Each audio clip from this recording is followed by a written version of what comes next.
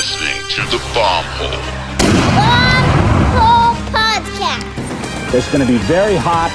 It's going to be very uncomfortable for everybody. The Bomb Hole. You're gonna slide down them big hills, you know what I mean, on the big, nice burgundy snowboard. All right, here we go again. We're back in the booth here at the Bomb Hole, which is presented by Pub Beer. Now, you know how it goes. I always got to ask, Buds, how we doing? So good, my dog. Love it. Now, to my left, we have Trevor Kennison. Trevor, how we doing? Amazing. Glad Love to be here. that. Love hearing that. Now, for our listeners that are unfamiliar with who you are and what you've done, I'll break it down. So Trevor is a world-class athlete. He's a professional sit skier. He's been through hell and back. He broke his back a few years ago, and now he's in a wheelchair. He jumped the X Games big air jump on a sit ski. He flew down Corbett's Couloir in Jackson on a sit ski. He does backflips. He hits street spots. He is the leader in the progression of the sport, and he's working on what's going to be a mind-blowing film called Full Circle, and he's got an incredible perspective on life. So we're going to get into it. It's going to be a fun one. But first things first, you know, you're on a sit ski now, but how did you start out on the snow? How did you start out on the slopes? Yeah, I started snowboarding. I never skied a day in my life. So I think that's pretty ironic now that I'm on a sit ski. So It's almost more like a snowboard than a ski. I would 100%. Got two edges. Yeah, there's only one of them. I wouldn't disagree. I mean, it's super funny. People are like, you know, skiing to snowboarding or snowboarding skiing and then going to sit ski. It's just funny because you're still on two edges. Mm-hmm. And, you know, for all the snowboarders, you know, I'm just like, I still snowboard like a skier, you know. Same thing. It's a good argument. You know, we can claim you as a snowboarder. The skiers can claim. It's kind of a win-win for everybody. Mm-hmm. You know, amazing. Common ground. So where did you grow up originally? I grew up in Keene, Hampshire originally. East Coast. East Coast, baby. You a Patriots fan? Big time Patriots fan. Let's go. So for the next 3.5 hours, we're going to talk about the New England Patriots. Nap time for Stone. So what did your childhood look like? How did you, like in snowboarding and all that stuff? Yeah. So the childhood looked like my dad actually had a sports store, and it was mainly running shoes. My mom was a big time runner. My dad was.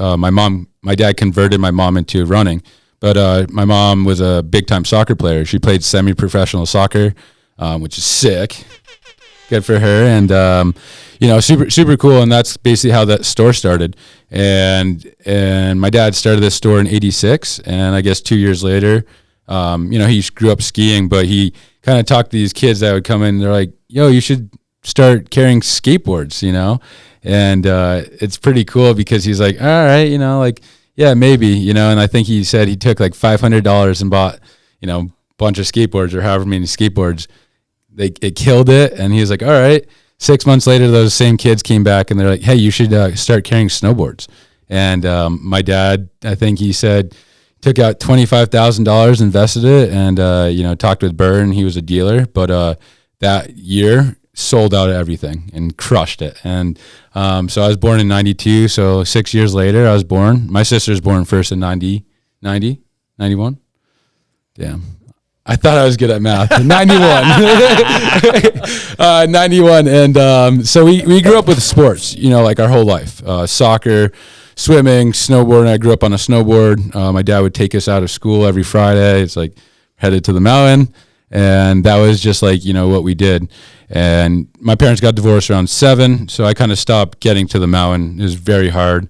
And all we did then was kind of still play sports, soccer, swimming, baseball, basketball, just, you know, those main sports. And, you know, so when my parents got divorced, we had money growing up from the store, but then, you know, they split and we moved, I would say in 10 years, we moved 12 times. In our, like, you know, it was 20,000 people town. So it was like pretty small.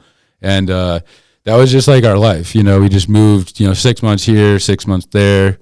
My dad had girlfriends or, you know, always working, and, you know, we were living with them, or you would get rides to soccer practice, you know, all these kinds of things. And so that was kind of like my life growing up, but sports played a huge role. I would wake up and straight up go to school, and my dad would drop us off, or we'd take the bus and go to school, walk to practice or bike to practice, whether it was soccer and then swim practice or swim then soccer. And then he'd pick us up, cook dinner and then pass out and do it again. And that was basically like, my childhood of, growing up of, just when we were younger.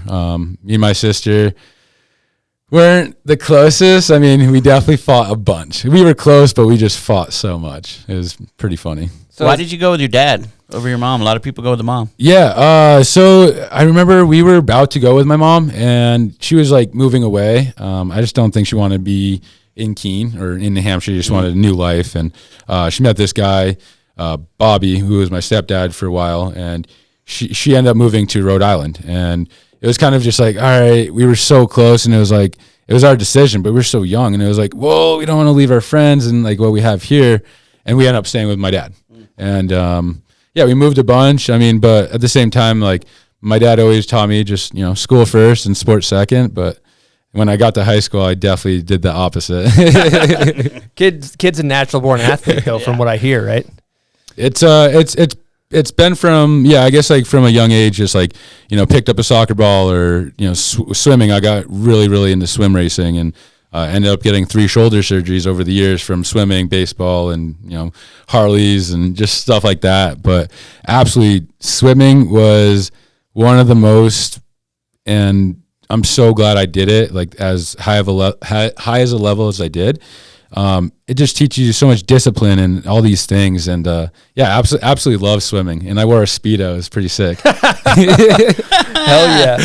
Well, one thing that's really cool about yourself is if you look at most professional athletes, they start off as like they're really good at a certain sport when they're young, and they've done it their whole lives, and then they become a professional. And a lot of them have never worked jobs, like never worked a day in their life, just started getting paid at a young age. And when I look at yourself, you come from like a really blue collar background, right? Yeah, definitely. I mean, I guess at first, we definitely had a huge house and all these things through the store. But when they got divorced, it was like, all right, where are we going? And like, that was the type of kid where I was like, I'm going with the flow of everything, whatever, like, cool, I have what I have on my back, and that's cool. And my sister is the complete opposite, and she's like, put the foot down, just fight with my dad's girlfriends, like, all, like, she was, strong-headed, and but I was the opposite, so yeah, it was definitely, that was it. And then, but you dove into a career in plumbing, correct? Yeah, so like right after high school, I didn't really have good grades and, didn't get into college. So I ended up becoming this summer camp. I'd bike 10 miles on my road bike. Super, super fit. But I got paid, not much, but that's what I had to do for a job because I didn't have a car at the time. Just random stuff like that. I was living with my mom. And, ended up becoming a plumber. My stepdad got me this job. And, all I really eventually found out, all you need to know is shit rolls downhill and paydays on Friday. You nice with the wrench or what? Oh, and the soldering and the torch, everything like that. So I got some plumbing issues at the crib. I got you. Amazing, but that teaches you work ethic, putting in those hard hours. Like, you got to work hard to be a plumber, right? 100%. And the sports had taught me so many things, but I'm so glad I ended up becoming a plumber, and just, it was hard work. For 2 years I was in Rhode Island because I grew up in Keene, New Hampshire, and then moved to Rhode Island with my mom. And damn, man, it was wild, because it was just, I was getting paid $12.50 an hour for 2 years, busting my ass, like commercial work. And I'm so glad I did it. It taught me so many life lessons. Excuse me. My stepdad, I was working, he's like, all right, got you a truck. I think a month into my, job. And I was like, what do you mean you got me a truck? And he's like, all right, this is what you're going to do. You're paying $300 a week. And I was like, what? I'm getting paid $350, $375 on a good week or something, 400. But, I was living at my mom's house still, but it was just that right there, like my stepdad taught me so many good life lessons on, just work, because my dad definitely taught me, school, sports, and work, but he didn't really, give me that blue collar work. It was more so my stepdad. And that right there was just like, I think I paid off my car in, 4 or 5 months. And then I bought a Harley. And like, I paid that off in like 3 months or something, or 4 months. I was living at home, but still, it was like, all right, sick. I got a car and a truck now. Or I'm sorry, I got a Harley and a truck. The hard work pays off. It does. Yeah. And, and as much as I wish I went to college, I had no clue what to go for. So it was cool to find something I enjoyed, and absolutely, I loved it. And, I eventually got good at it and learned a lot of things. But, it felt good to, have your own money and have your own things. Mm-hmm. Now, I was told that around that time you also went through kind of some hard times, right? You got, you had some dark times. Yeah, 100%. So I guess I'll reframe this to, starting in high school, my freshman year, like I lost my great grandma through breast cancer, and, had tumors in her head. And, I saw her when I was young and before she passed, and it was just super, like, I never seen her cry, but I remember her looking at me and just kind of like, moving her arm, and she was paralyzed on the left side from a stroke. And it was just wild, just like seeing her, and she looked at me as the last time I saw her, and she just started bawling her eyes out.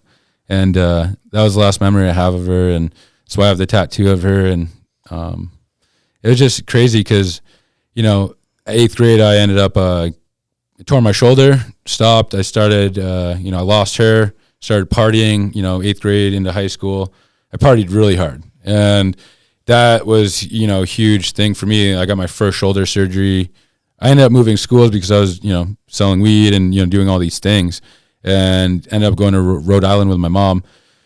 I was there in school for like maybe a month and a half. I made the varsity baseball team. I tore my shoulder, and then I got surgery. And then that's kind of where my like pain pill addiction started. And then 2 years, and then I moved back actually that summer, started, selling weed a bunch and kind of just getting back into like the party scene. And, I always had good enough grades to play sports, but 3 years later, I got another shoulder surgery on my left one. And that kind of just was like, all right, sweet. I was kind of like putting my life back together a little bit, junior, senior year. And then when I moved with my mom, I got my third shoulder surgery. And that one was like by far the worst. I was like, I would say, like my stepdad left my mom. We were building an addition, so we had like no hot water and heat at the time. And this was like, November to like March. And that was like the really like hardcore of winter in New England. And I just remember, getting my shoulder surgery in November.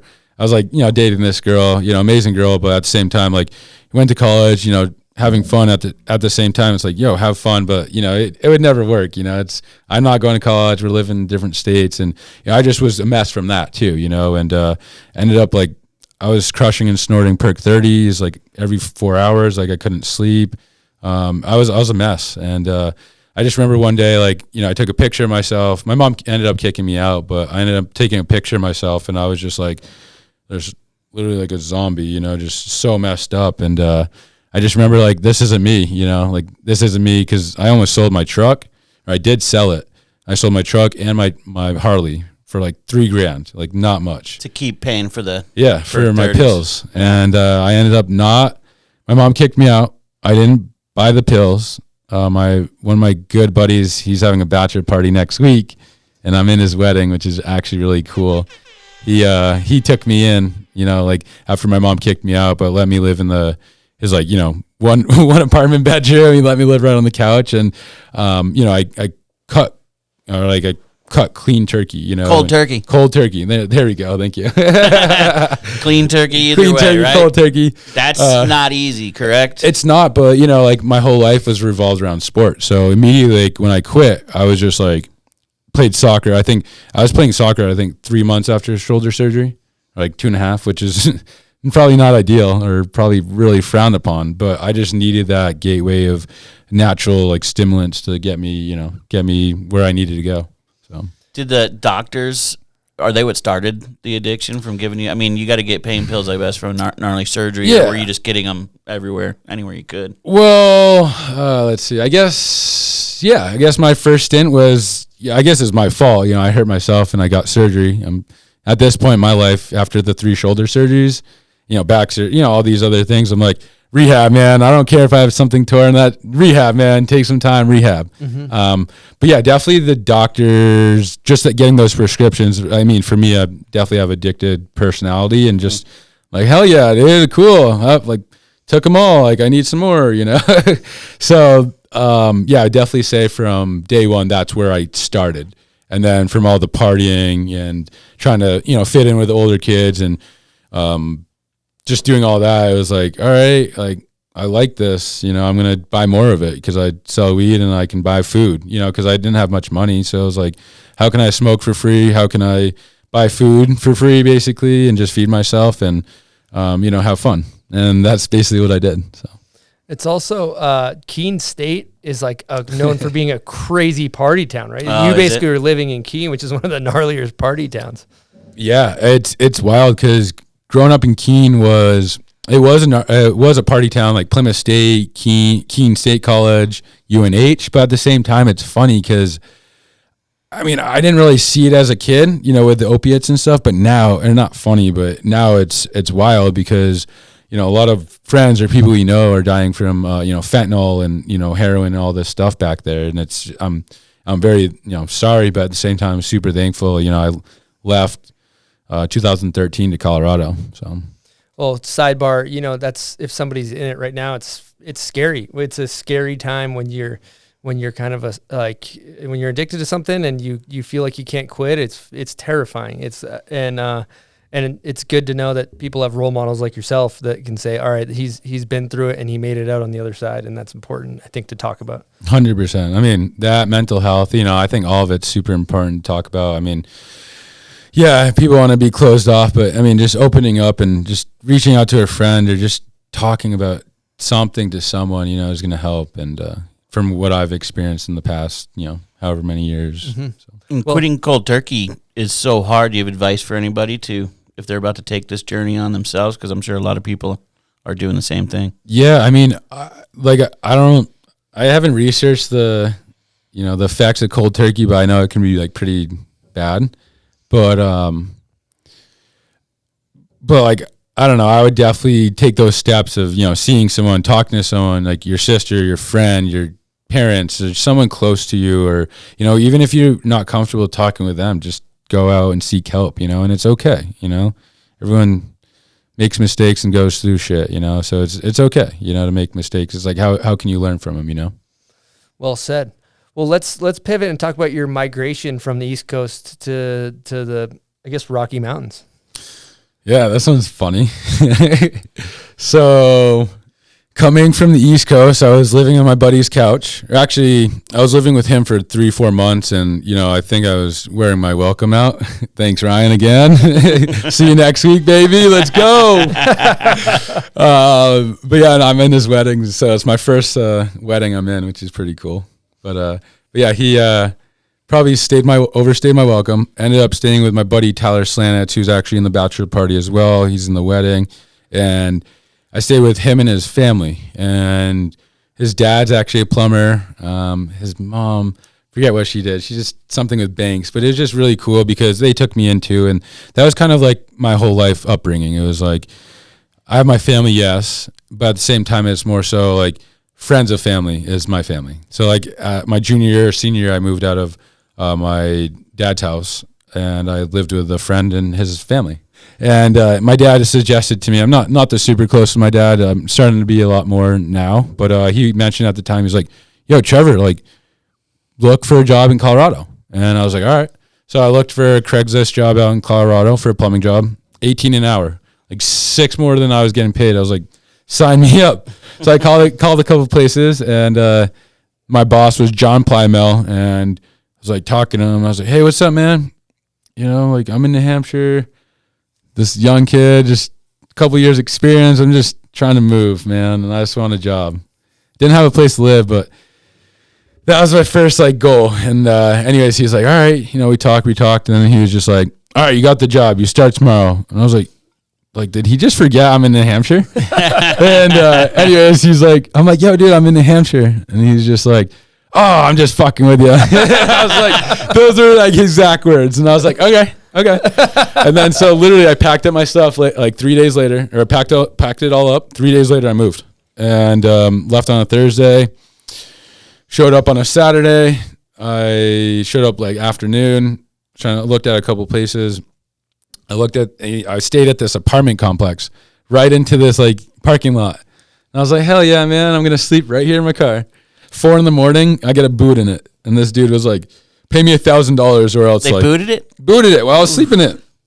4 a.m. I get it. You know, like I legit woke up and like, you know, they were about to boot it. It wasn't even booted, but he's like, give me 1,000. I mean, not 1,000, but give me 100. And I was like, you serious?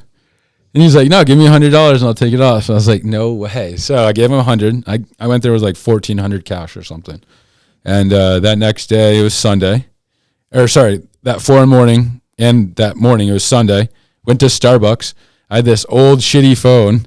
And I'm just like on this like Starbucks Wi-Fi, like sitting in my car, cranking the heat. Like, all right, sweet. Looking for like, you know, housing because it was October 9th when I moved out there. And it was just. It's already cold, man. Yeah, it's cold, you know, like you're trying to like look for housing. Like, forget about it. You're in the mountains. Forget about it. So I get like a hotel that day. And then my mom and my sister got me a hotel and then watched football, watched the Patriots, of course. Let's go. And watched the Patriots and then, you know, passed out, went to work. And then that Monday, looked at 2 places. At lunchtime, went back to work and then moved myself in. So how was so you moved to Colorado. How's like the snowboarding and stuff? How you getting after it? How was that? Yeah, so I got out of snowboarding. You know, we grew up with snowboarding. We didn't have much money growing up, so it was really hard for us to get to the mountain. So we ended up, not like I said, not getting the mountain. But once I moved to Colorado, it was just cool to be surrounded by mountains. And it was like, 20 minutes to the mountain? Hell yeah. So I fell back in love with snowboarding. And I lived there. I mean, I full-time worker. And I was like, yo, can I bring my snowboard? Or not bring it, but it's like, yo, are we getting off at 2? You know, 3 o'clock? And I would just run over. And I think I got like 65 days that year. Nice. You know, hitting weekends and days after work. Yeah. Killer. And you got a plumbing job. Got a plumbing job. Okay. And then And a girlfriend. Well, What resort were you hitting? Beaver Creek in Vail. Beaver Creek, nice. Beaver was like my favorite. Yep. Yeah. Enjoyed that much. Beaver Creek is The dope. cookies are sick. I heard they don't have them anymore. What are they? The 330 cookies at the bottom. Oh yeah, dude. That's why I went, you know? Yeah, that used to be the beer. That was pretty dope thing about Beaver Creek. I did hear they didn't have them anymore as well. Yep. Unfortunate. So yeah, you're just about to get into something talking about like riding, like where you're riding and stuff like that. Yeah.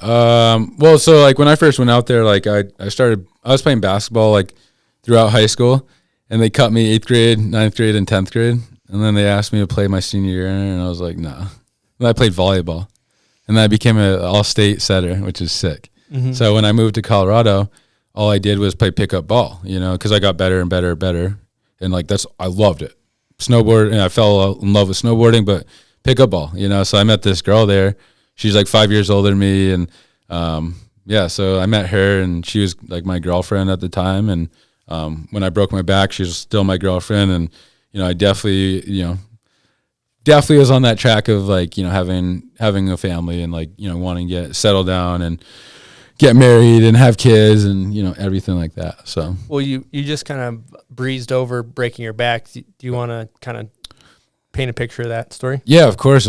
So I moved there 2013. I was there for a year, started dating this girl probably like 3 weeks, a month into it. And I was like, hell yeah, let's go. 5 years older than me. She has her own business, hair salon. I'm like, let's go, you know? Mm-hmm. And so I ended up a year later. Wild story is like, I'm laying in bed with her and like, I'm like, all right, I'm going to buy a pass to like, you know, all the Vail resorts. And I was like, all right, sweet. And, you can give that a thumbs down, you know? No, but, it's more so, yeah, like wanted to buy a pass and I strapped in Goofy, to my one directional board. And that year I didn't grow up in the park or anything like that. I grew up skiing the Glades back east and just knowing how to ride. So I had a park board and I could like, you know, hit jumps, and I sucked at rails. I couldn't even hit a rail. I sucked at boxes. I was scared of them. I could hit some jumps. I wasn't flipping or doing anything really like that, you know? And so, but I got out of that last season, I got good or better. And I was like, all right, cool. I'm going to strap in Goofy to my one directional board. And I'm normally regular. And I just wanted to get better for a month to go to all these resorts and ride just groomers. And me being me, I was like, it was dumping like feet of snow. And I was like, yo, let's go set up a rail in Eagle Vail. And then I go over to my buddy's house, drinking, hanging out, smoking a little bit. And it's just like, all right, just let's go up to, Vail Pass. And we went to Vail Pass. And it was like around 3:00. And I went with my buddy and his brother. And these couple guys came down. They're like, hey, there's a jump up there. And I was like, all right, let's go up there. And it was like, 1,500 yards up. We just hike up on the cat track. Not hard at all, right? And we drop in on the cat track. They go first. I go last. And I'm coming in there, and I catch an edge just right off the jump. And basically, like, I'm turning a little bit, and I open up. So I'm flying through the air like a Superman. And I tuck my head, and I land. So I tuck my head because I don't want to land on my head. And I landed like this, straight on my back. So I broke T11, T12. But I landed right on my back. The board and boots compressed me like a taco. And then, shattered T11, T12. And then basically I'm laying head up the mountain, feet down the mountain, like this, just like a starfish. And immediately I'm just trying to be optimistic. I knew right away, but it was like, I was trying to be optimistic. I was like, shit, like, is my hip broken? Like, I could just feel so much pain in my hip because I damaged the left side less than the right side. And I was just like, looking at my feet, how you sprain your ankle and you're just like all hot, you can't really feel it, it's all swollen and shit, and you're like, do I pull it out, do I leave it in? Like, so I'm like looking at my feet and I'm like, I can't move them. And my buddy looked at me and he's like, come on, man, like, we're right there. And I looked down and I was like, dude, I can't move. And he looked at me back and he's like, come on, man, like, we're right there. And I was like, dude, I can't fucking move.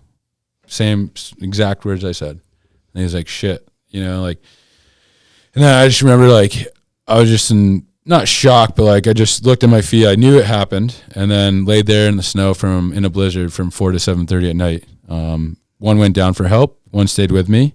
But the first hour and a half, I would say, it was just like you're in so much shock, you don't really feel the pain. And so what happened? My back was like went straight 90 degrees into my stomach. So my back was dislocated. I shattered T11, T12 of my vertebrae, and punctured my spinal cord. So the 90-degree dislocation was not why I was hurting, obviously other reasons, but once all that shock wore off, that, like, I was so uncomfortable. I just remember them like building me like head pillows. I'm like, all right, higher, lower, higher. And then it was dumping, and then they were just wiping snow. And Vail Pass, it's a big sled zone. So all I was hearing, I was like, all right, it's getting darker. All right, cool. Sleds are here. Dude, I heard that so many times, and like my hopes were just like, dude, so it was wild. I was like, oh my God, like, what is going on? And it was so bad on the pass. Like, I don't think the search and rescue realized how like severe it was. So I just remember like that last hour and a half, like 5:30, 6 o'clock, what I don't really remember at the time, but like it was getting way darker. But I just remember like at a time, like that last bit before they got there, I just remember like looking up. It was dumping, but it just, those big flakes, how like snow falls really slow, and it just felt like it was super light out. I don't know if it was a full moon or not, but like it just felt like it was so bright, and just like I just basically told myself, don't close your eyes, and I tried my hardest not to, and they showed up, and when they got to me, I was in tears already, like in pain. I was so cold. Like I wore a t-shirt and my like a puffy, and then I wore boxers and my mom's like snow pants from 1986 or something, so like you get like a snowflake on there and it's soaked. So when they got to me, I was just like so much, like I was shivering, but they had to like lift me over, and they like tucked some stuff under me. They rolled me on the other side, tucked some other stuff under me, and then lifted me into toboggan. And like those three, like lifting me over, and then lifting me, I screamed so loud. And I've gotten 3 shoulder surgeries, and those hurt, and the rehab and everything. And then I just remember screaming. I got up to the cat track onto a sled, and they dragged me down to the ambulance and then lift me again. And then ended up going down to Frisco. So it was like 15, 20 minutes, like not super far where I was. And I just, I was so cold, and I had this awesome shirt they cut off me, and I was so mad. But they just stacked all these like blankets on me, got to Frisco, and I just remember getting into like the ER or whatever, and the X-ray room, and they're like, take an X-ray. I could hear them talking. They're like, all right, he needs to go to Denver. And I'm just like, all right, let's go. And I like looked too, and I like saw my back. I was like, oh fuck. They Like show you the X-ray. I don't know if they showed it to me. I don't know if they like physically showed me, but like I like the screen was there and I definitely saw it, dude. Like it was like this, and then my two, because those are like the two biggest bones, T11 and T12 vertebrae, and those are your hinging points. So like that's what makes you bend. And for them to break, they're big ass bones, so you just need a lot of force. So like when I saw it, and then I saw my back 90 degrees into my stomach, I was like, oh, you know. And like at the time too, I was just more so just like, had injuries and all this. It's more so just like, all right, I need pain meds to like calm down and just like not take the pain away. And at this time I was still shivering so bad. And apparently Josh Berman from Level 1, he told me, he's like, do you remember like seeing Ashley in the hospital? I was like, hell no. And it was really cool because he told me this. He was like, yeah, man, like he, you know, your sister basically like came up like in tears, you know, like crying, and like, you know, I took her hand. I just looked at her and I was like, it's going to be okay. I'm going to show you, you know, everything's going to be okay. And then she just bawled her eyes out, and then I, you know, went off. And it was cool too, because, you know, we were filming, you know, recently, and I went up there to the spot, and it was just really cool because, you know, it's like, yo, I'm going to, it's just cool because he brought that up. I was like, holy shit. I started crying, and it's just really cool because I'm like, yo, I'm going to show you and, you know, everyone around me that I'm going to show you it's going to be okay, you know, by what I do. So, you know, just that whole thing was, you know, really, really, really cool. But anyways, after Frisco, I ended up going down to Denver. Don't really remember it.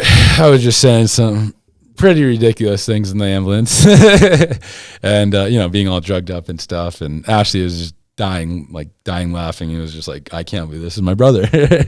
But got to St. Anthony's Hospital in Denver and don't really remember that night at all. And the only thing I remember is waking up the next morning, and Dr. Wong was my doctor, and he was just like, all right, you ready? And then I just remember them lift me onto a cold surface, and he looked at me, he's like, you ready? I was like, let's fucking do this. Put the mask on, and I woke up. It's like 8 hours later. They ended up fusing T8 to L2, so 6.5, 7 vertebrae of my back. And yeah, and they put two 12-inch rods, 12 screws back there. And yeah, so after that, I woke up, and the first thing I said to my sister, and I think my girlfriend was in the room, but basically the first thing I said, I was like, hey, did you guys put my tattoo together? Because, you know, it's super important to me. And they're like, yeah, we did. And I was like, fuck yeah, let's go. That's incredible. Now, I just have to ask, just thinking about being in like your shoes, but when they first told you the news, like, you know, you're paralyzed, like, what do you remember your reaction at all? So my reaction to me getting hurt, of me laying in the snow for that long, was not even shit, I'm going to be in a wheelchair. It was shit, I have to get back on pain pills. I'm going to lose my plumbing job. I had my own work truck. Telling my sister, telling my parents, basically telling my girlfriend, you know, like everything we had going on, you know, it was like, you know, this life I was trying to build, you know, literally just got taken away from me. You know, like I was working hard, working for my money. Had a vision. I wanted to take over or open my own business when I was 25, and I would have done it easy. But that's the thing. It was more so like that got taken away, and it was just, those were the things I was thinking about. It wasn't like the wheelchair or like what goes into having a spinal cord injury by, you know, being on a bowel program, not going to the bathroom on your own, having to use catheters, you know, to pee, you know, sexual functions, you know what I mean? Like all these things like you don't think about. And it's like once you break your back and then you dive into it, you're just like, shit, man, like that shit's heavy. You know, when people like look at you, you're like, oh, I'm sorry. It's like for what? You know, and they're like, oh, you're in a wheelchair. And it's like, all right, like, so like you might have a limp or you like whatever, like who cares? You know, it's like, that's just like tie my shoes. You know, I'm going to transfer in my wheelchair and go push the grocery store. Right. And, so it's just kind of, you know, those things when people say they're sorry, they don't really know why they're saying sorry. You know, it's the the stuff that you lose that you don't really understand why you lose, until you get a spinal cord injury. So going to the initial curve, I think you're in the hospital for 5 weeks or something like that, right? I was in for 5 weeks. And then how is that like getting reacclimated to life? Like, was there like a depression phase at all, or how was that like first maybe 6 months? Yeah, the first 6 months was wild. Like my sister, so everyone takes the injuries different, especially traumatic injuries. And I didn't talk to my sister for, she was there, but she wasn't really coming around much. And I was probably, all jacked up on pain pills and, wasn't really probably the nicest. But at the same time, shit was sad. And I didn't talk to her for 9 months after my injury. Like my mom came out for like 2 weeks, but same thing, like, her boyfriend at the time, like, said some pretty gnarly stuff to me. You know what I mean? It was, like, I'll say it, like, he straight up was texting me. He's like, yo, if you're in my platoon, I'd give you a bullet to kill yourself. Cause he asked to marry my mom. And I was like, fly out here, ask me man to man, face to face. I was like, quit your drinking, like, around my little sister, like, I don't mind if you do it, but not if you're like a alcoholic and mean, and, just stuff like that. And then calls me later, like 20 minutes later, he's like, you make your mom so unhappy. And then I was like, what the fuck? And then he sends me all these messages. Like I deleted them like 2 years ago, I think, but messed up messages. And it was just like the stuff I had to deal with in the hospital was just so wild to like think about, like, that's what you have to deal with. And then on top of trying to, focus on your rehab. But like I said, I mean, like, I talk to my mom now, like, a lot. I talk to my dad a lot now. Like when he came out, like, like it was fine. It was just, I never really got along with my dad super well. I am getting along with him way better. He's definitely putting in such an effort too of, I remember when I told him, I was like, yo, I want to be a professional sit skier. He's like, yo, go get a job, go to school, all this, or like, make a career out of something, what I'm doing with sports. And, now he's like so proud. And he's like, I'm sorry, for all that. And it's just like motivation, but at the same time, those 5 weeks was very hard. But at the same time, when I was in the hospital at Craig Hospital, I was just I didn't really talk to the family, after the December 15th. So after like 3 or 4 weeks in the hospital.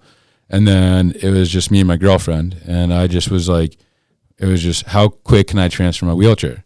How quick can I learn how to go poop and pee? How quick can I learn how to drive a car?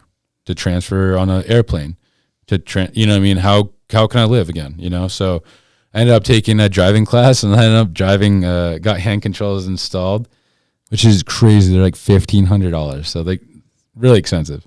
So now the past 6 years, I have portable hand controls. I call them my poor man hand controls, but they do the job. It's just so funny because they're temporary. Everyone's like, yo, don't you want to like get new ones or like ones that are like mounted? I was like, no, they do the job, and they're just like, like a little rope right here, but they're just swaying all over the place. But yeah, I got my license and they like installed, I think my mom helped me get these. I don't know, or maybe the recreational, I applied for a grant, got it installed, and it was sick because I had my car, but I didn't technically have the license, and then I had nowhere to go. I had to move out of I got my own apartment in October, broke my back in November. And then I had to move out. So I lived in a hotel for 5 days and then lived in Walcott, which is like in the middle of Vail and Eagle. And on this hill, it took like 30 minutes to get to town.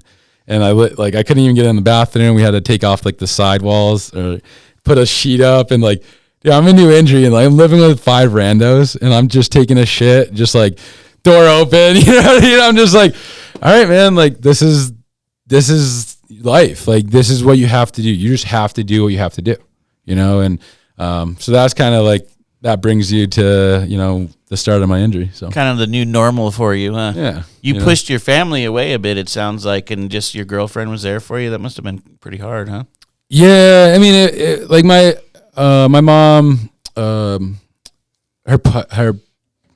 her pipes froze when she visited me, and like she moved away when I was 7. So like we never really were, super close, or I never thought in my mind, hey, I'm gonna go live with her. And then my dad was renting a room like I was, so I was like, where am I gonna go? Mm-hmm. And I'm sure I could have gone like with friends and all this stuff, but it was more so, my girlfriend was amazing. She crushed it, and Is there financial assistance when you get in situations like this? Because all of a sudden you can't work. Like, what happens? You know, what if you don't have money saved up?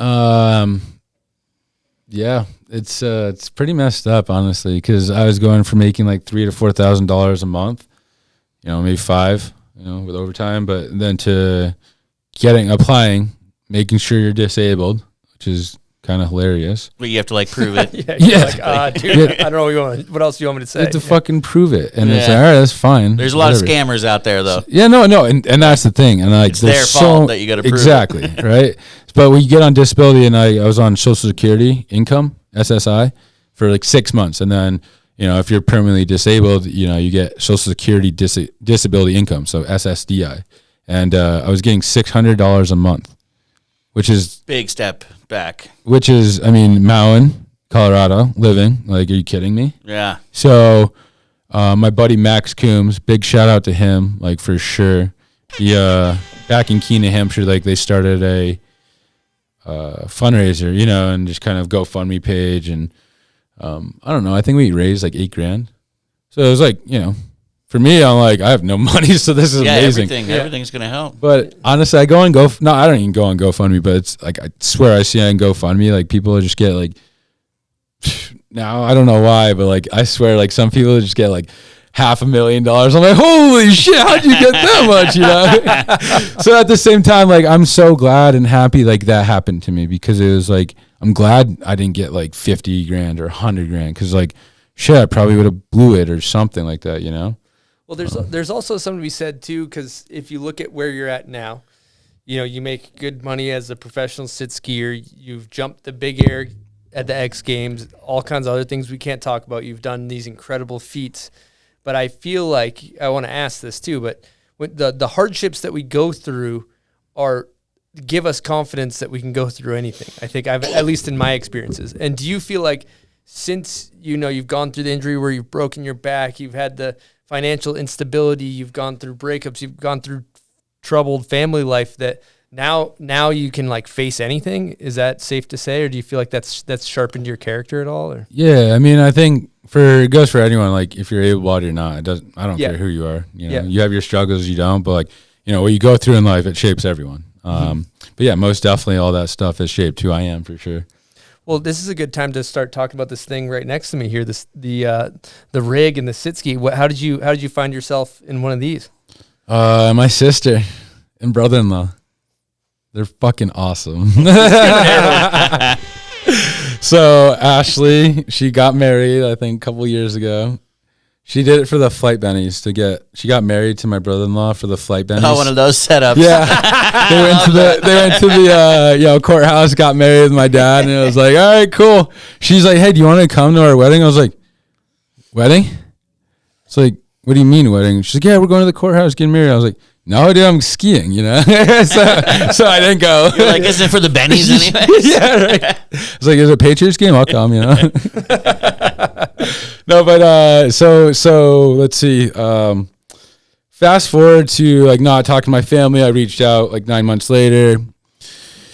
Ended up, me and my ex kind of like split. That was kind of like, you know, really, really tough time. It took me, so I was on pain pills. I had to get back on them, and I was on them for 5 months. And I just remember getting off of them for, let's see, I threw out, like I remember it was like April or like maybe May, but I was like, yo, I don't need this anymore. And like I went to the doctors too to pick them up. Like my new script, it was like 90 oxys, 100 something, you know, so I had like so many pain pills, and I was like, holy shit. But I just remember like, I think taking one on Eagle on the highway I-70, and I was like, nope. I just threw them all out. And I was like, someone was like, I told them that I think the next day, or someone, maybe my girlfriend, she's like, we could have sold those, you know? like Those are worth a lot of money. And I'm like, I trust me. I'm like, just get them out of here. And I think like a month later, I got like a UTI, my first UTI. So I had to like, my back was hurting and shit. And I was like, oh, what's going on? You know, ended up going to the ER and just got like, 10 Percocets. Urinary tract infection? Yes, urinary tract infection. And then I ended up, it's very common in spinal cord injuries. I think I've heard that before. Yeah. So I ended up getting 10, took 2 a day, and then literally was off them. For the next 3 days, I was like the worst, not worst mood, but I was like dry heaving. I was like puke. You know what I mean? I was just like so sick. And I was From like, the withdrawals? yeah, I was like, holy shit. Like I was off them for a month, then got back on them for like a couple days. And I was like, dude, oh, okay. So that basically was everything. I had nowhere to go, and then ended up, told my girlfriend. I went on vacation for 3 weeks, told her I was like, I'm out, and then moved back home. You'll get a kick out of this. I moved back home to New Hampshire. I lived on my buddy's couch. I had 3 stairs to get up. I lived on a couch, and then the bathroom was on the second floor. So I'd piss in a bottle all the time. I used catheter, piss right in the bottle. And then to go to the bathroom, take a shit, I'd have to climb the stairs, transfer up to the toilet if, my wheelchair wasn't there, if all the boys weren't there. Take a shit, transfer down, scoot my ass over to the shower, transfer up, transfer down into the shower, sit on the bottom, shower, transfer out, get changed on the ground, then transfer down the stairs and then back in my wheelchair. And I did that for like 3 months because I had nowhere to go. And it felt comfortable for me just for friends. But same time, I was like, what the fuck did I do with leaving Colorado, leaving the mountains? And then, anyways, I came back on a trip. Ended up, coming for rehab, coming on a week-long trip for 3 weeks, 2 weeks rehab, one with my sister in Snowmass. And that's how I first started sit skiing. And my brother-in-law, my sister's boyfriend at the time, TC, and Ashley is her name, and they got me on the slopes. And it was just like, I remember, them on the bunny hill, like, oh yeah, can you make a turn? I'm like, no, dude, I need speed. It was like a foot of snow, when I went. And they went on this cat track, and it kind of just went straight and then to the left. And I was like, all right. And I was trying to turn on the skinny ski. I'm trying to turn and just make a turn. I was freaking out because I can't even make a turn. It's not turning. And I thought I was going straight into the woods, and I throw myself on the ground. Anyways, they pick me up, get me onto the main trail. I ski down, and I'm just gripping, I ski down, and they're like, all right, so do you want to go for an afternoon? I was like, hell no, dude, I'm good. My arms are just bulletproof, just shaking. And that was my first day. And then was that right away where you're like, this is it? I'm into this? No. It was more so I enjoyed it. I got it, understood it, and I was like, holy shit, this is hard. Very hard. And I think it was more so, let's see, I was still living in the East Coast then, right? So I ended up seeing my girlfriend. I was trying to make stuff work with her, and I was back in East Coast, and then I was like, what am I doing in my life? I was like, moving back out. So 4 weeks later, I had this 93 Camry at the time, and packed it full. My mom drove me out here, and I've gone cross country 10 times. Damn. And done it on Harleys for that's another story. But the Harley trip that's why I moved to Colorado. Came here as a kid. But long story short, yeah, man, I would say once I moved back out here, my girlfriend at the time kind of was just not really seeing me much. I was living half an hour away, and I was just like, all right, what am I doing with my life? So I started going to the gym, and then ended up just working out. And Craig Hospital was like, hey, we have this alumni trip. And I was like, all right, what is it? They're like, that's skiing in Crescent Butte. I was like, sign me up, And I'm trying to get gear and all this stuff. And I ended up, getting goggles, and I showed her. Basically, our goal was for me to walk again, or try to just rehab. And, there's a certain time frame where, your nerve return stops, and that's totally fine. But it was up to 2 years, and I was a year into it right there. And she just wanted me to rehab. She didn't want me to get her, and I understand, but it was more so I can rehab, but I can't. I need something. I need wheelchair basketball is fun, but I need that adrenaline, So went on this trip, and my whole goal was black diamonds by the end of Friday in 5 days, and then I was on it in 3 days on a groomer, and I was like, this is it. And yeah. When you broke your back and they fused your vertebrae, I understood I didn't think you were going to be able to walk. So there was a chance you would be able to walk through rehab. No. Oh, there wasn't. No. Okay. It was just wishful thinking with your sister and. Not my sister, my girlfriend. Oh, your girlfriend. Yeah. So it was more so I broke my back, and at the time, so I'm an incomplete paraplegic. So meaning T11, T12, incomplete paraplegic, meaning I have movement. So I laid in the snow for 3.5 hours. So that decreased all that swelling. If I didn't lay in the snow, I would have no movement. Why did it take them so long to get to you? That's one thing I meant to ask. I have no clue. I don't think they realized how bad it was. Oh. And because sometimes they'll send a helicopter, right? It was bad. Yeah, they can't land if it's stormy. Oh, Right. from the storm, And then maybe just, where like- you are in Vail Pass. Yeah, and then just driving, I just don't think they realized how severe it was, you know? Yeah. Bummer. So when you say incomplete paraplegic, so you have a little bit of movement? Yep. So like I can move my hip flexors and groin and stuff like that. Yep. Nothing below the knees or anything like that.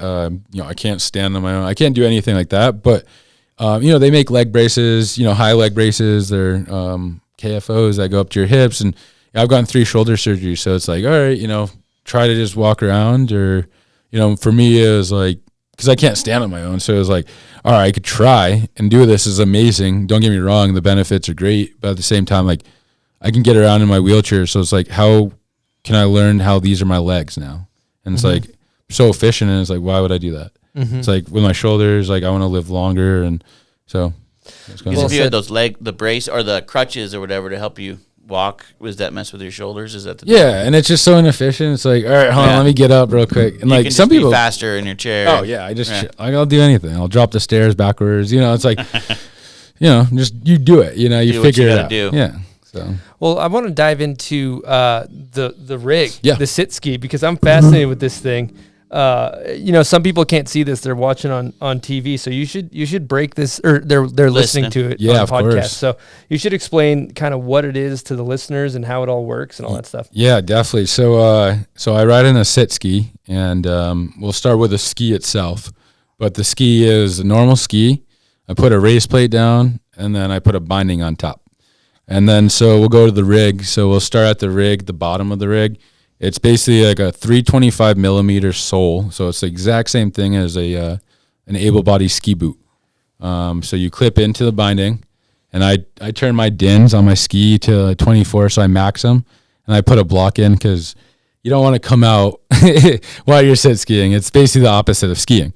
And so then you have this whole frame, and you have a shock component with a dampener and a reservoir and everything, and you have a motorcycle grade shock, and you have a rebound, low speed and high speed compression, and then basically you have that frame, and then you get a bucket, and you have to cushion it because spinal cord injuries, skin is everything. So you could be doing all these gnarly things, but at the same time, if you don't watch out for sitting on hard surfaces, sitting on a screw, like stuff like that, and you get a pressure sore, you're out for weeks. If it gets bad, you get surgery, you're out for months.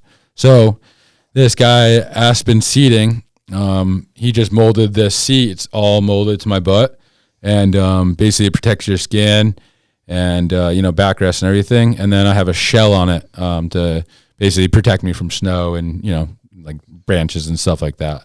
And then so that's that. And then depending on what you're skiing, you can always mess with the shocks and all that. And then I have these outriggers behind me. Enabling Technology is who makes them, but they're basically ski poles, and then you pull these strings, they flap down, and you have these little skis, and they're called outriggers. So that's Those are used for balance, basically. Yeah, they're used for balance, and like when you're just standing there, like, and you need to push around, you can like pull them up into crutch mode, and then you can like push around. So. Well, beautiful. This is a great segue into a guest question. And this is from legendary professional snowboarder, Timmy Osler. Here we go. Trevor, what's up? It's Tim Osler here. Congratulations on being born with enormous balls of steel. You are a maniac, sir. My question for you is a 2-part question. And the first part of that question is, considering that you're at the top of the field and sort of riding the map for where the sport's going, where do you see the sport going? And in that question, what roadblocks might keep it from getting there? The second part of the question is about equipment. I noticed in your landing at the X Games that you absolutely bottomed out and mushed every piece of your equipment, your body included. Are you involved with any sort of progression of equipment? Are you working with anyone, etc.? And what do you think the equipment needs to be in order to push the sport forward? Thanks, man. Congratulations. Keep killing it. What's up, my man? Let's give him an air horn. No, it's a great question.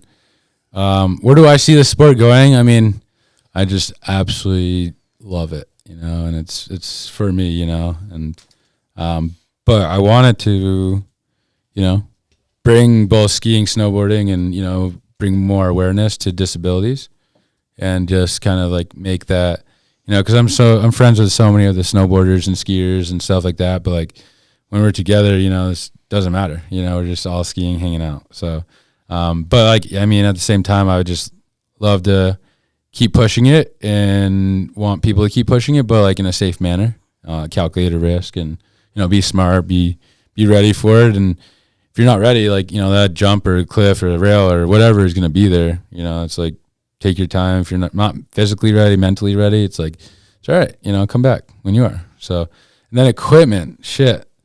Good question. Cause, I was going to talk about that, and that's like definitely trying to work with a company to build my own.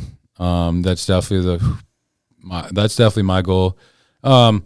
If I do like put it out to public, that's amazing. But at the same time, I just really want to work with a company to, it might take 5 years, but like, I don't really care. I just want to do it right and put out something that's like, if people want to push it, they have the equipment to push it.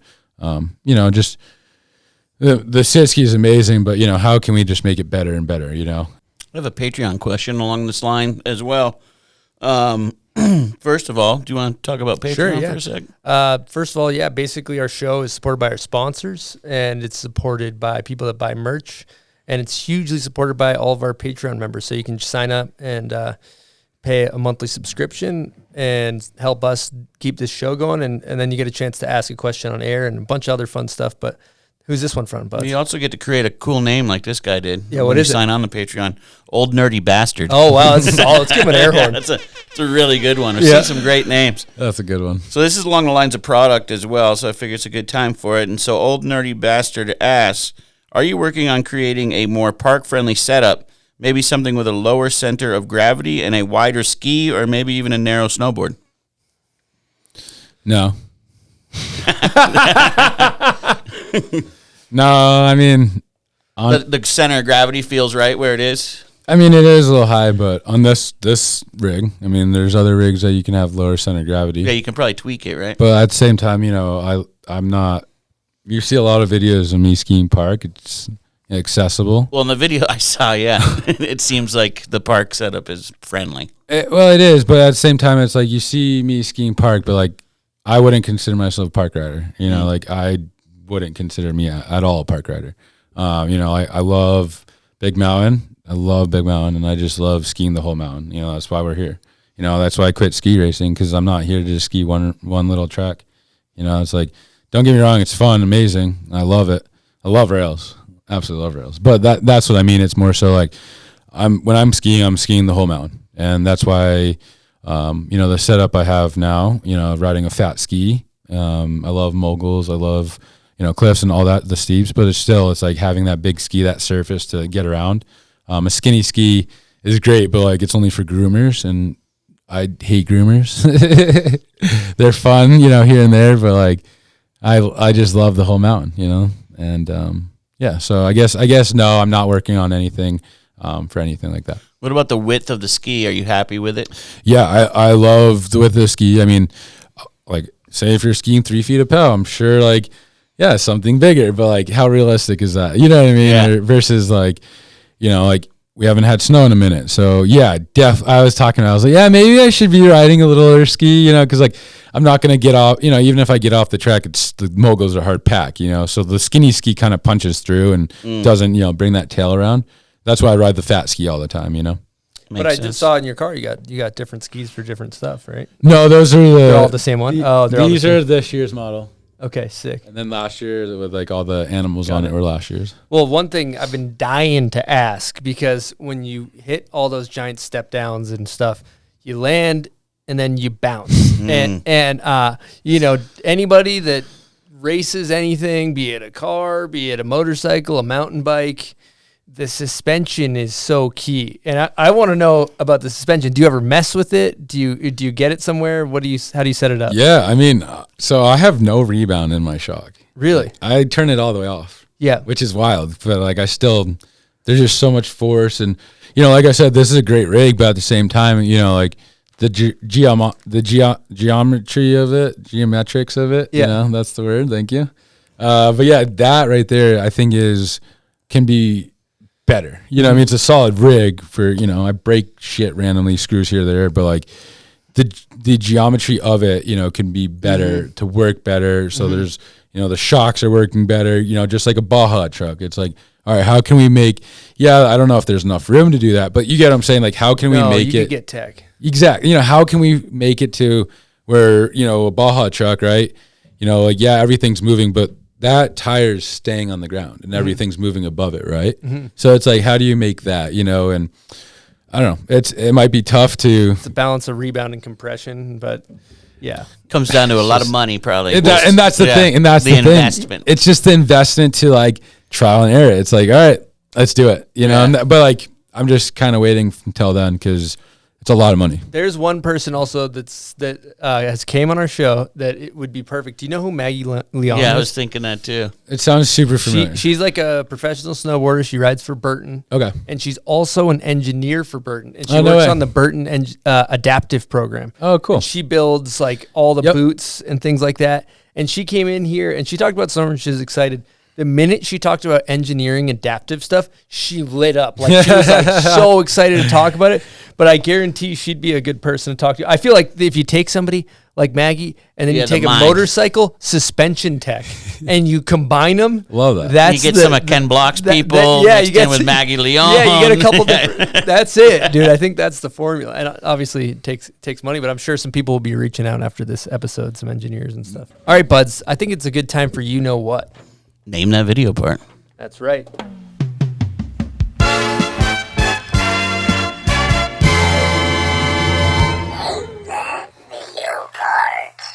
Now, Name That Video Part is presented by the Icon Pass, isn't it, buds? It is. It all starts now. Icon Pass is on sale for the 22-23 season. It's time to keep the stoke alive. Seek a season of fun in the mountains and do you across 50 of the best ski destinations in the world. Destinations. Destinations or Destinations. Okay, copy that. Well, the Icon Pass welcomes 3 legendary new destinations to their family of mountains. Chamonix in France, Sun Valley in Idaho, and Snow Basin right here in Utah. Additionally, new pass options have been added to the mix, starting at only $249 for adult. The Icon Pass 2-day and the Icon Pass 3-day offering a range of affordable entry points. Score the best prices on winter 22-23 and get all the early season goods. Upon purchase, buy now, ride now with immediate spring access to 3 mountains and a total of 10 destinations by April 11th. Save up to $200 in child passes with the purchase of an adult pass. 21-22 pass holders can claim up to $100 off and renewal discounts for 22-23. And pay it all forward with a payment plan as low as 0 down, 0 APR. You can find the Icon Pass at iconpass.com. Now, with that being said, Trevor, let's get into Name That Video Part. We always ask our guests, what is your confidence level 0 through 10 on Name That Video Part? 6 or 9.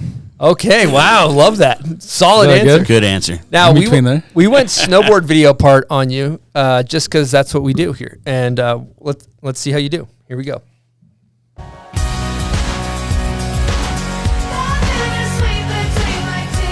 Can I say it? Yeah. You're supposed to say it. Okay.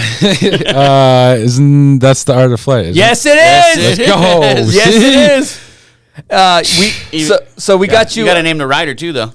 I mean, you don't. I mean, I'm gonna. it's kind of a montage. Yeah, it's true. Huh? It's probably Travis, right? Yeah, just I'm Travis, Gonna yeah. Guess, but maybe some others in there. You know. Yeah. The I whole guess thing's he's in, kind like, of a every it's section. kind of a And, Monty. yeah. It's not like video part E. based. Jackson there, probably right. Yeah, that Maybe what's his name there?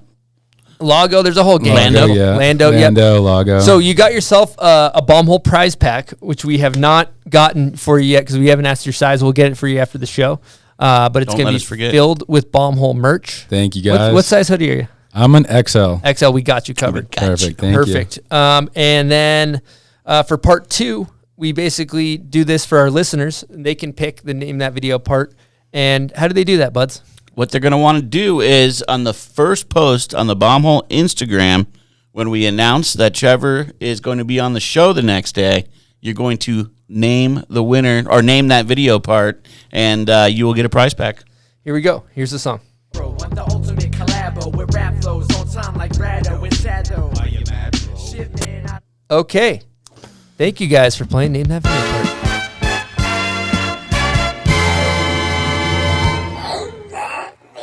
Part. All right, Trevor, we got to change gears here because I got to ask. I saw you at X Games. I saw you hit the big air jump. You were there live. Not live, just okay. on the screen, on the television Gotcha. screen. And you were like shot out of a cannon. You landed 3/4 of the way down. Tell us about your experience doing that. Oops, on that first hit. Yeah, the whole experience is so amazing. The whole X Games like crew there, from Biggie to Tim, Sarah, all those people, amazing. My agent Jameson for getting it all done. But they were just super kind to me. It was really cool, the whole experience. So I've been there the past 6 years, and then go there as an athlete. It was really, really cool. Yeah. What about just coming in, because this is another thing to talk about, because I want to get into the progression of sit skiing, the progression of your sport, because I almost equate it to the 4-minute mile. There's an analogy where people are like, it couldn't be broken, it couldn't be done, and then they see that it can be done, and then everybody breaks it, right? And so there's something to be said for being the first person to fly off of a giant big air kicker and on a sit ski, and just, I guess, curious, gauging speed, all that stuff. How was it coming in and figuring out speed? Because you went huge. Yeah, on Friday I ended up crashing on practice. I was watching all the girls drop, and I was like, oh, they're straight lining. I was like, I'm a little heavier than them, and I'm like, all right, I can do this. And when I did that, it was 20 minutes later, 30 minutes later, no one's really been hitting it. So slowed down, and it was still snowing. And I straight line. I didn't have any wax either, and I straight lined it, and I knuckled, and I straight up under flipped, hit the knuckle, and then went all the way to the bottom, landed on my back. My ski popped off. Dude, I knocked the wind out of myself. It was the gnarliest crash I've ever had. Mm-hmm. Wild. Wow. Well, you're probably the only athlete at X Games that doesn't have a professional tune job. You said you did wax. Everybody that's hitting that jump, their board is tuned by a professional wax tech usually. It's crazy. At least in snowboarding. I don't know about skiing. So Chip Perot from Copper, he ended up waxing my stuff. Yep. And then Colby Stevenson and Mac Forehand, they pushed me in, and because I was just like, all right, I don't want to knuckle, because that was the scariest thing ever. And then, it was obviously way different conditions. And when I went huge, I was riding that ski for the past day. So I went huge on it. And I was like, oh my goodness, I definitely cleared it. And all I was trying to think of, when I was in there, I was like, all right, try to go land sideways. Because I wasn't trying to land that. That was, I would have probably got hurt trying to land it. So I was trying to slide out, what I did. And it was funny because we got to the bottom, and James Woodsy tried giving me a medal. And I was like, dude, thanks, man, but I'm going back up. No, hold on to that. I need to go stomp this. And the second time I went through, it was brand new ski. So it was fresh wax. And I didn't even draw, I didn't even push in, and coming in the second hit, I lined it up perfect, I popped off of it. And I was just in the air, I was like, damn, I'm going just as big. And I was like, all right, well, let's try to land it, try to land it. But just how big I went, it was just hard to find that sweet spot, and I think I was a little psyched out with just the practice run. So yeah, and that sounds like a good wax tech too, getting you that speed. That's what you need. Oh boy. Yep. Another thing too, I'm curious about too, because when I think about you in the air, the amount of core strength, on a skis or a snowboard, you're able to kind of adjust your body positioning to either if your nose is diving or your nose high. How's the adjustment when you go off a kicker and getting yourself to come back into the landing, right? Yeah, it's definitely when you try to come off the kicker, it's definitely trying to pop off of it, trying to get over the ski. Yeah. And I feel like if you don't do that, you're just fighting from the get-go. So it's do you do a little seat bounce kind of, or how's the pop? Not really a seat bounce. I kind of just hips, shoulder, kind of just, pop forward, just get over it. Try to off the lip. Yeah. If I get an invite back, or we'll see what happens. But either way, if that does happen, there's going to be some fun stuff that happens next year. So he's going tuned. Big. Stay tuned. No. Kids ready to stomp. Killer. Also, I think we should talk about the fact that you are hitting street spots on a sit ski, which I have to mention is you're the first person to do that. And how has that experience been? There's so many different, there's not natural speed. Sometimes you have to hold on to a winch. Like, I'm curious about how you hold on to the winch and hit spots and all that type of stuff. Yeah. It's so wild because, growing up a kid, I was a snowboarder, and seeing all those East Coast videos of just, street spots and just, heavy metal music or just, it's raw, right? And so to be out there trying it and doing it, it's just like, whoa, what am I doing, And it's pretty heavy, but at the same time, like learning how to hold on and figuring it all out, that was like, it's super wild how to figure that out. Because like if I hold on with one arm, I'm just gonna, say up a pommel lift, right? Like I try to hold on, I'm just gonna turn sideways, and I can't do it. It's too hard. And so they have like quick release systems, but basically I hook this hook and to the winch, and then connect to my leg cover. I have this like quick release, and I hook the little hook in there, and I have this string that runs straight to my mouth. And then, however fast, like 30 miles, I don't even know how fast it goes, but, I can get going real fast. And, my first spot is so funny trying to figure it out. And like, I get there and it's like, all right, this is what we're doing. Like, wait, we're jumping over a road and a couple of fences. And I was like, all right, cool. And, but those first couple of days, like figuring out, I was like, do we need a bigger winch? Do we need more speed? Because a lot of times, when the skiers or snowboarders, rip off that winch, they pull, so they get that extra speed, and I don't. So I just pull. So anyways, I pull this string with my mouth, and it's kind of badass. So you're getting pulled. For people that are unfamiliar, a winch is basically like a street. Sorry. No, I'm just like to paint a picture for people. Not everybody knows. It's basically a big tow machine. It's like a generator looking machine, and it has a wheel, and it pulls you. And when there's no hill, you have speed to fly into a rail or off of a jump. And for a normal able-bodied snowboarder skier, you hold on and then you pull off and then you let go of the rope and then boom, you catch air.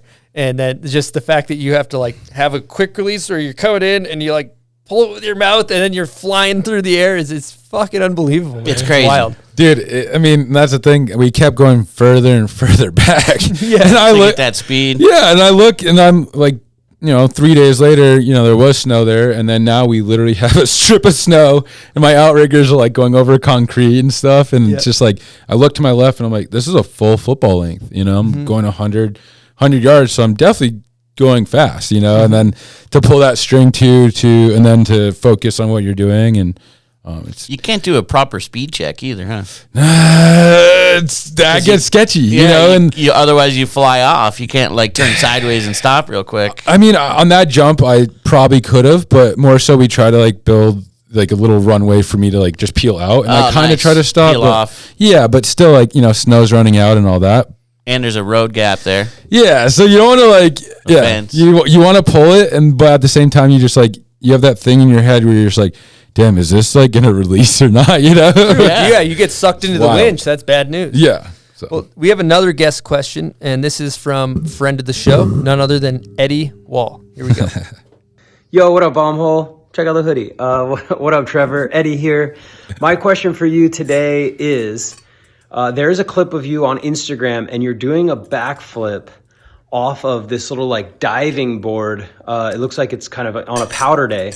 My two questions are, one, what is the difference for you between landing in powder and landing on a park jump, and which do you prefer? And number two is, it looks like you honestly land on like a mogul or an uphill landing on that and bounce. And I've seen that happen to you on a lot of other landings. It looks like you land really hard, but it doesn't seem to phase you. What is the suspension like in your sit ski? And do you ever feel like gutted, or is it ever painful when you land that hard? Thank you guys. Love you all. Peace out. Eddie, you're the man. Absolute man. Let's see. Good questions, Eddie. Let's see. To the equipment part, I'll answer the second part. But equipment, on that particular jump, I ended up landing. I mean, it was a powder day, and Winter Park is very notorious for bumps. So, when there's powder, it's like, all right, it's kind of filled in, so you kind of have to like pick your days if you really, are choosing to go for it. And, I kind of I was rolling with my buddies in Winter Park, and we kind of just like rolled up to this, and like they all hit it, and I was like, oh, sick. And then I rolled up to it, and I was like, popped off, and I was like, all right, cool. It has some like, it has potential. And anyways, came through it, and then, backflipped it. But first time I like ended up catching my tip and like, pressed super hard in with my nose and almost rode it out, but like didn't, give it enough pop. And then the second time I like went real fast and like a lot bigger, and I landed straight on a mogul, and then I bounced. And speaking to my equipment, I wasn't really, I was messing around with a lot of my shock and my bucket at the time of like, seat placement and positioning on my ski. So it was all weird at the time. But what do I prefer? I would say POW, man. Of course, everyone loves POW. But I mean, park jumps are just super, not easy, but it's just natural. It's a natural takeoff. It's a natural landing. It's supposed to do that, So when you go to, off of cliffs or backcountry stuff, it's really cool because you have to, I can do a Rubik's Cube, by the way. So, but it's all about like math, you know what I mean? Like, and I love it. That's killer. It's like, what's the Rubik's Cube? Those things you spin around. Oh, the 3x3. Okay, you can pull a Rubik's Cube. No, I can do one. That's like my claim to fame, Oh, got you. Learned that in 8th grade. I've never done one. Learned that in 8th grade, but that's incredible. We had someone do one on the show. Brandon Cokart. Really? Yeah. Love that. Like he's fast. Yeah, while he was talking. And then I can't do that. While we're talking about flying into powder, we got to bring up Corbett's. So Corbett's is an event in Jackson Hole where everybody flies into this couloir, and it's like a huge, giant step down.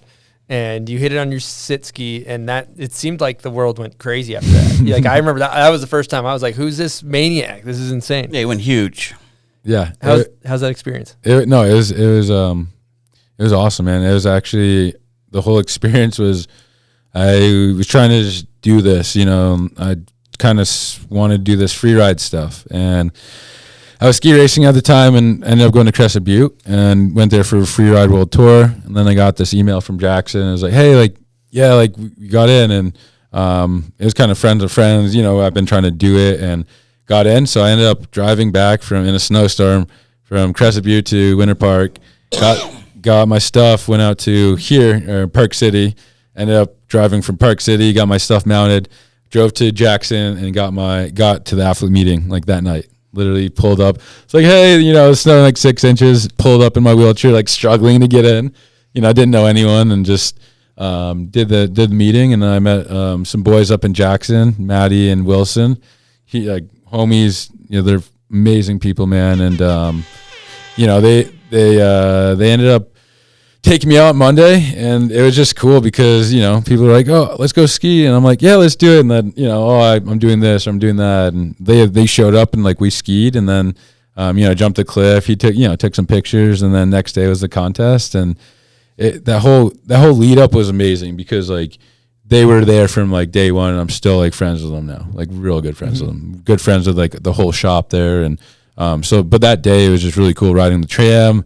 Just remember being in like top of the waffle cabin, just hanging out, and with Travis Rice and all these amazing athletes. And I'm like, all right, cool. And he was very like helpful on that day too. He definitely helped me speed check, and I just remember he was like, yeah, drop from here. And I was like, all right. So I did, and I was like, no, it's too slow, because I can't get that pop off the lip. Can't jump off with my legs, so I just kind of fall off. So I need that speed, and I'm so glad I pulled off because that could have been, not the greatest, ending. But yeah, I just remember pulling off, and I'm sure people were just like, what the fuck is this dude doing? Dude, the GoPro, the clip, there's a clip of it. It's like your GoPro, and you're like, all right, I'm going. And then he drops in, and then like he just hooks it right, and it's like, no, I'm not going. And everybody's like, what the fuck? Yeah, it's wild. Yeah, and then so I do it again, and then I get up to the top, and then I drop in with way more speed, twice the speed, I would say. Mm-hmm. Get up there, and I was still at the time, that was 3 years ago, 4 seasons, and I'm learning the sit ski, like the spraying, obviously, is still, I don't know, I didn't know what I was really doing, but trying to handle the second bounce because I was jumping cliffs the day before, and I was getting really bounced, so I was still messing with stuff, and yeah, so I was like, all right, hold on this bounce, man, and I knew that I knew where the tranny was, but still, I was like, I kind of missed it, went a little right.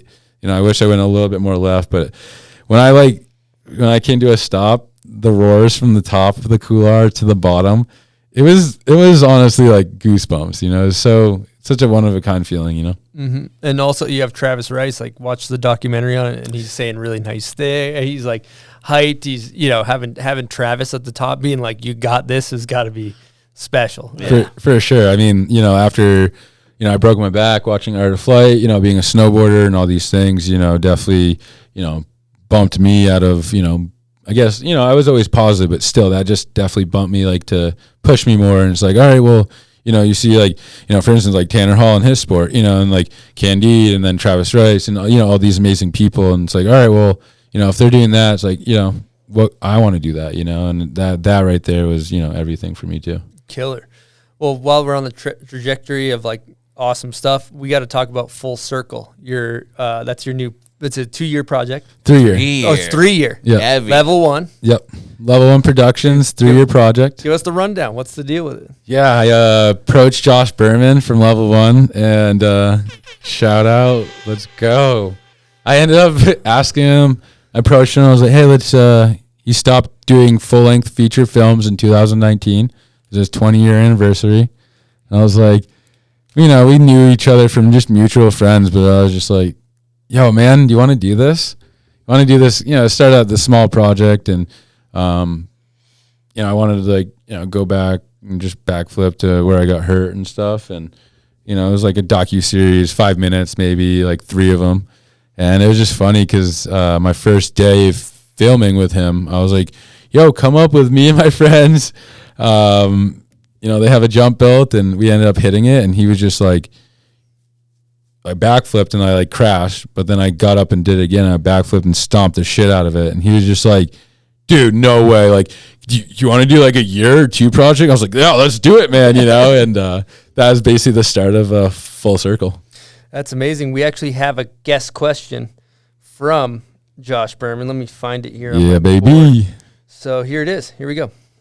Hey, Trev, Josh here. So you've come up pretty quick. In the matter of a couple of years, you've gone from somewhat of an unknown to being a professional athlete. And you've got a lot of brands and a lot of people putting pressure on you and expecting a lot of you on a daily basis, not only on the hill, but off the hill. So what would you say at this point in your life is the biggest challenge of being a professional athlete? Great question, Josh, and so excited to put this film out with you. But yeah, that's a great question.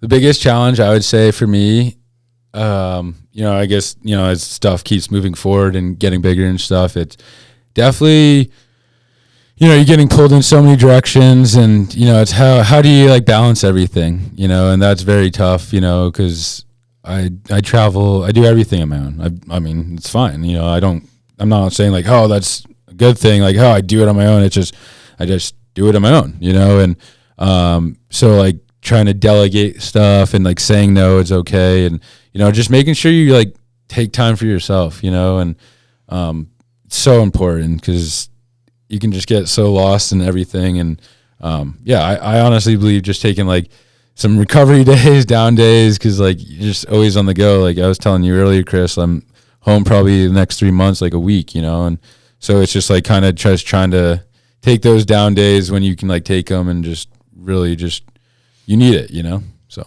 as you get bigger, you got to get better at saying no. That's for sure. and, that's a fact. There's also something to thinking about your career when I think about what he's saying. If you think about an average professional athlete, like take a professional somewhere, a lot of times like you get on rep flow from when you're 15, and then you're like maybe getting a bunch of free boards by 18, and you're maybe cashing a check at like 20 for $250, and there's like this long kind of drawn out career to get to being pro to where you're making a lot of money. And when I look at your arc of your career, it's been, you know, you kind of went from relatively unknown to like making good money in a short amount of time, and learning like, you know, like you're getting thrown out with Josh from Level 1, who's been filming ski videos for 20 years. And these guys like know how to snowmobile. They know how to build a jump. They know how to hit street spots. And you're just kind of like thrown in with the wolves. Like how's the learning process been from like even, you know, first maybe part of the question would be in dealing with like how to set up spots and like be in the backcountry in the streets, and how to operate, and then even more so like how to deal with sponsors too, you know? Yeah, I mean, going back to that first question, it's funny because it's just like, you know, not getting thrown in there. I've did this to myself, you know? Yeah, what I mean? yeah, no, that's exactly. Yeah, Like, no, 100%. But like that, but that's what like people don't know, and like all the stuff that like I've gotten or done, I've put in so much hard work behind the scenes, that no one knows about. Like making all these connections, driving all these places, doing all these things, and you know, like email, you know, like all the back end stuff too. And it's just like, you know, and that's what people. You know, like I love skiing and all, but like I'm more than that too. You know what I mean? It's like I'm a person, everyone's a person. It's like, you know, so, you know, that right there is, and then going with sponsors, you know, same thing. It's just like you live and learn, you know, like I'm growing, but it's like, how can I keep learning about skiing, about sponsors, about public speaking, you know, like other avenues of, you know, having a life for yourself after skiing, you know, because I know I can't do this forever. And it's like, how can I learn all these, you know, connections or, you know, things I learn along the way to, you know, set myself up to be successful and, you know, give back and the way I'm doing, not by like speaking, but more so by like what I'm doing. Yeah. And I also got to preface with, I didn't mean any disrespect. Oh, no, there's no disrespect. No, like it's, that could come off the wrong way because you've been putting in the work, obviously, to do these big tricks. You just came up quick. But it was a quick thing, yeah. But one thing to think about, too, is, you know, earlier you talked about how you do it for yourself, but you're such an inspiration for other people. You know, does that weigh on you a bit? It doesn't really weigh on me. You know, like, honestly, if anyone wants to come up or say hi, or like I'll straight up take the time to like talk to them and I'll shake their hands. Like a lot of people are like, oh, I love what you do, and I'm like, thanks so much. And then it's like, hey, what's your name? You know, what do you do? Like, where do you live? You know, like talk to them.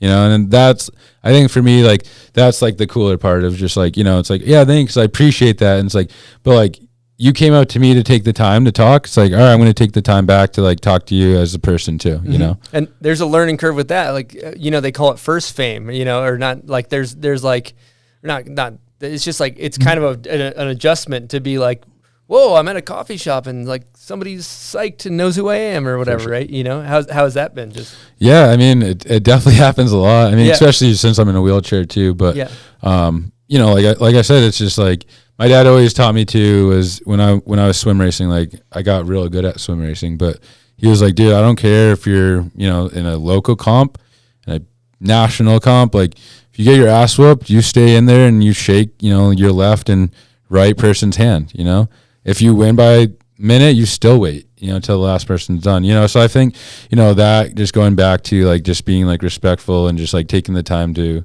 you know, just talk to people. And I think that goes such a far way, more than just like what I'm doing, I guess. Yeah, well said. Another avenue, I think, too, for like able-bodied people to shed some awareness too, like talking about maybe like pet peeves and stuff like that. Because I was talking to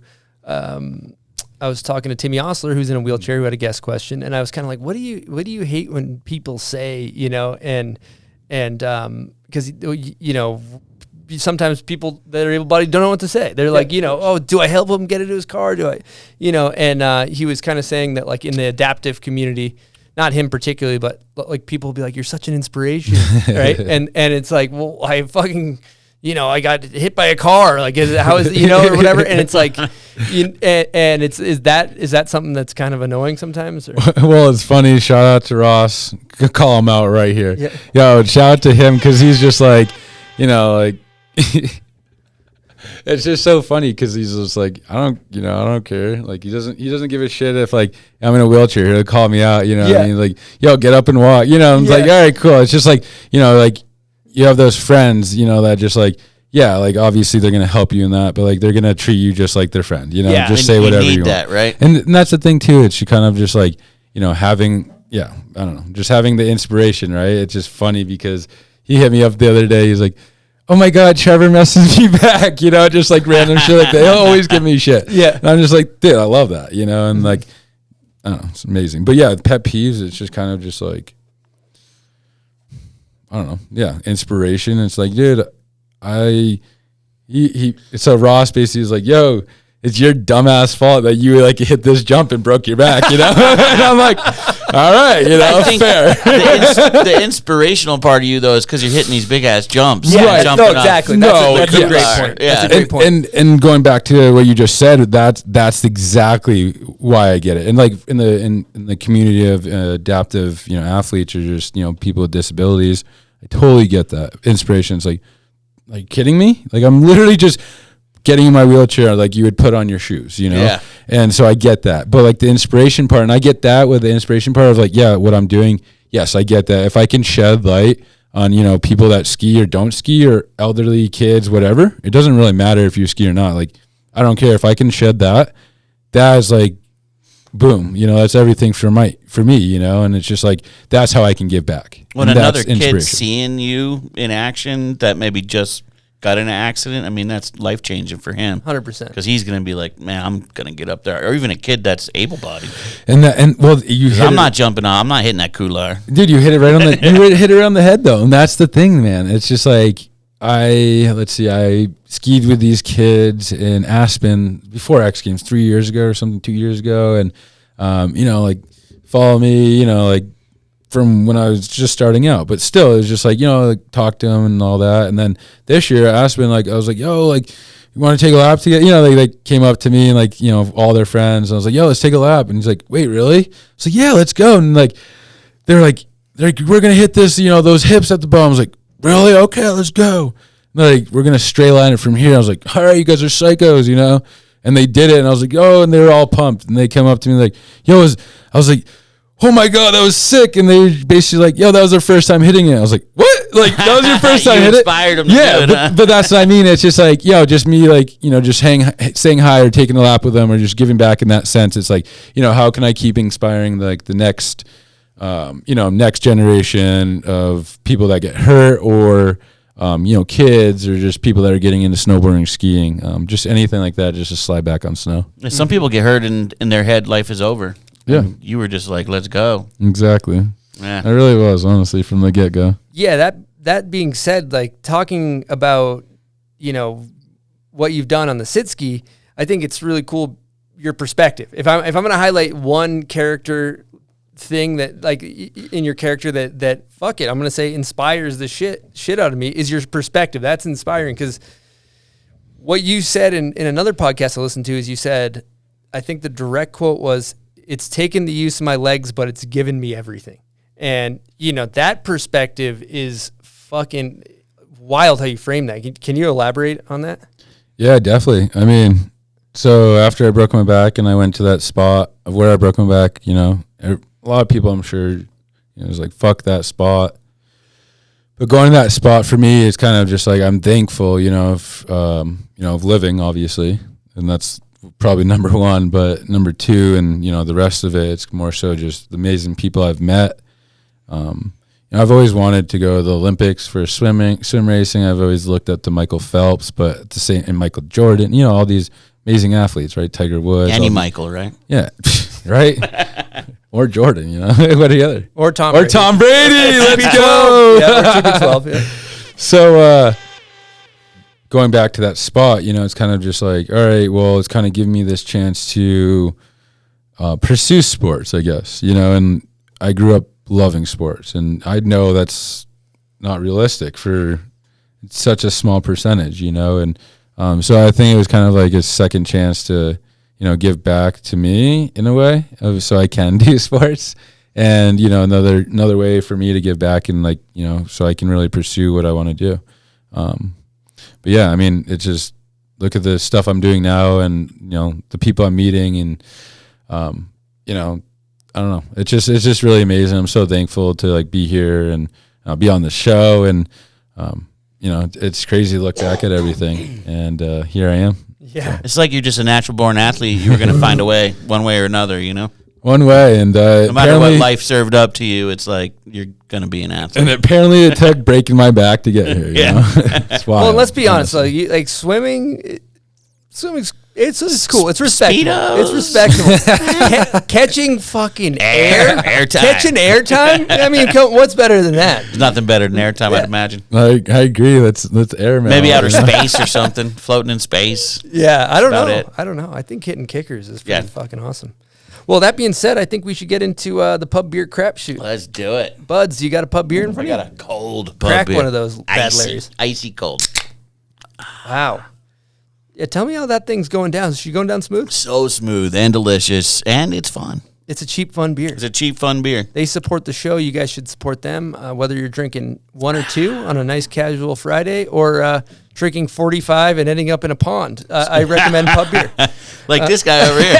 It's my favorite time on the pub podcast when I get to cracky old pub beer. The pubcast. Yeah, the yes, pubcast. Pub pubcast. beer cast. All right, here we go. Let's do it.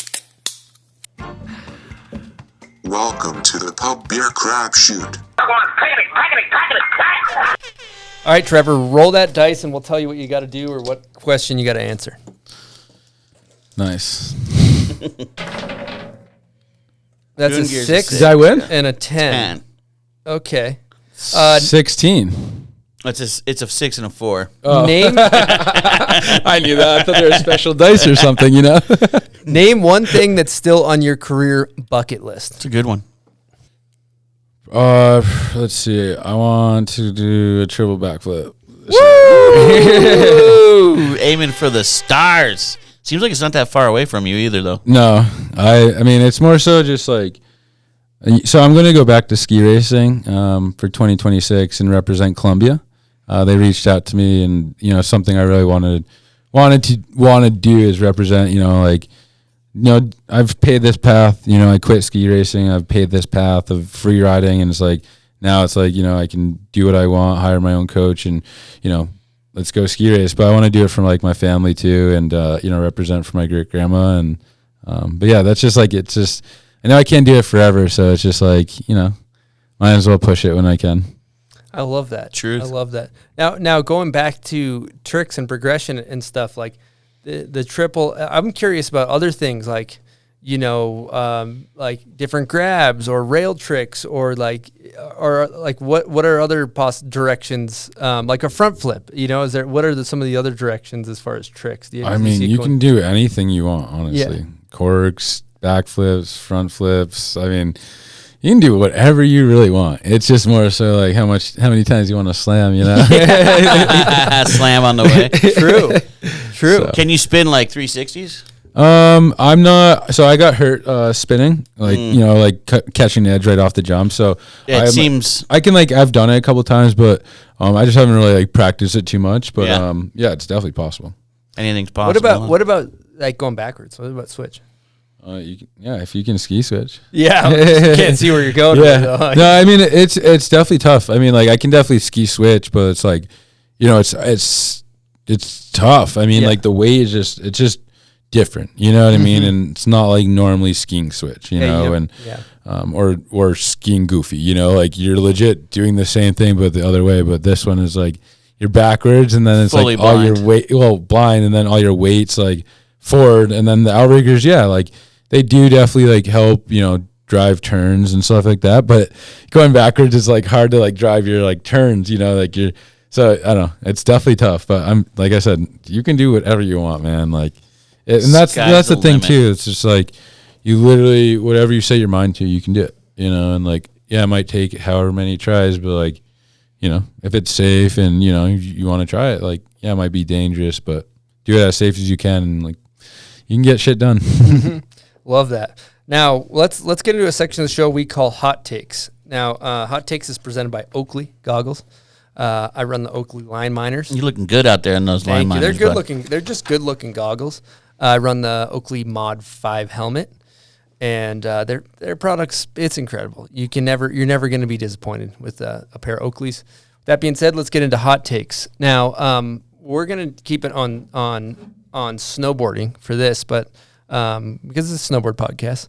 But who is your goat? Who's your goat of snowboarding? Who's your Tom Brady? Who's your Tom Brady? And we go male and female.